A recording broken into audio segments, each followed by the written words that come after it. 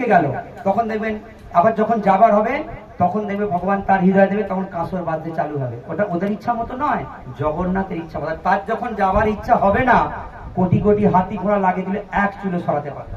এই হচ্ছে জগন্নাথ। বুঝতে পেরেছেন? সেখানে রান্না কে করে, রন্ধন কে করে জানেন? না, রাধারানী না, ওটা হচ্ছে লক্ষ্মী দেবী। ওটা লক্ষ্মী দেবী সেবা করছে ওই ধামে।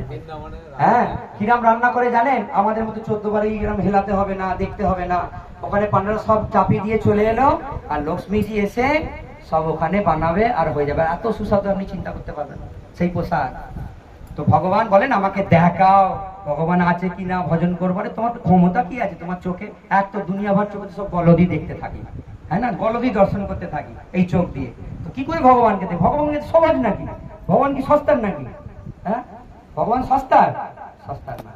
তো ভগবানকে দেখতে হলে এইটা, এই শ্লোকের মতলব হচ্ছে যে ভগবান আমাদের একটা ছোট্ট লীলা বলেই, আমি এর তাৎপর্য আর পড়ছি না, অনেক টাইম হয়ে যাবে।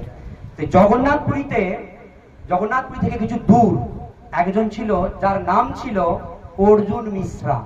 কি নাম ছিল?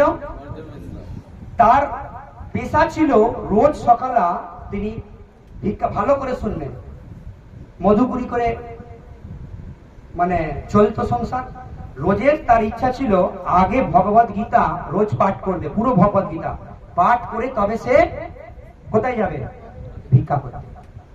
তো একদিন কি হয়, এ রোজের নাম পাঠ করতো এই শ্লোকটাতেই, এই জন্য আমি আরো বলছি এই লীলাটা। তো পাঠ করতে করতে একবার জগন্নাথপুরীতে এমন হয়েছিল,